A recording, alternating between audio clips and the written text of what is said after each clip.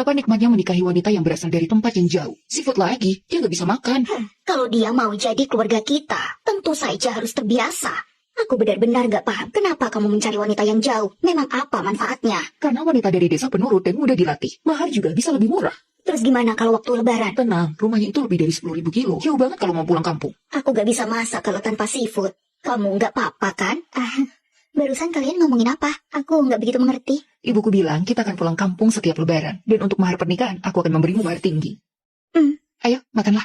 Dia tidak begitu mengerti bahasa daerahku. Jadi gak perlu khawatir membahas apapun. Kamu jadi datang. Aku udah pesan 6 cewek ini di sini. Iya, tunggu aku kesana.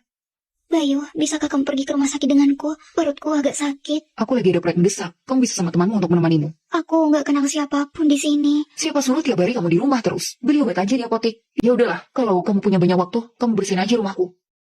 Kenapa kamu pulang terlambat? Kamu pacarnya ya? Jangan salah paham, aku cuma koleganya kok. Karena Kak Bayu kebanyakan minum, jadi aku membantunya. Aku nggak apa-apa. Aku masih kuat buat minum. Biar aku saja.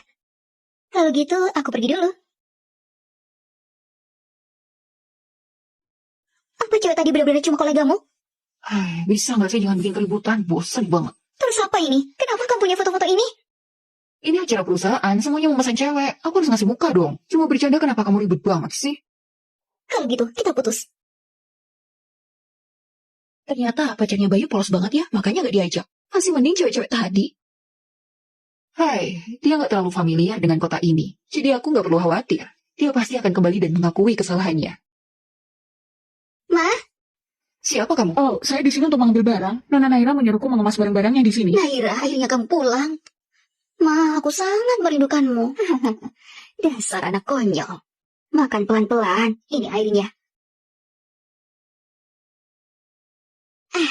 Udah lama pergi dari rumah cuma masakan mama yang terbaik.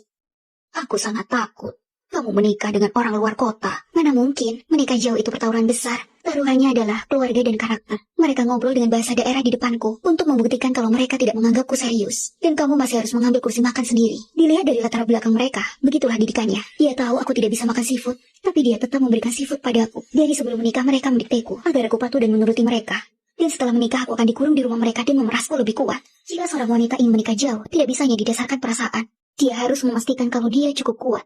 Jika mandiri secara finansial, dia pasti bisa menghadapi semua tekanan di tempat asing. Aku sangat menyadari kesulitan wanita dalam pernikahan. Apalagi menikah jauh itu lebih sulit.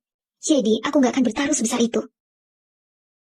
Sudah cukup bikin masalahnya. Tanpa aku kamu pergi kemana? Kamu masih mau menikah nggak? Aku sudah pulang. Apa?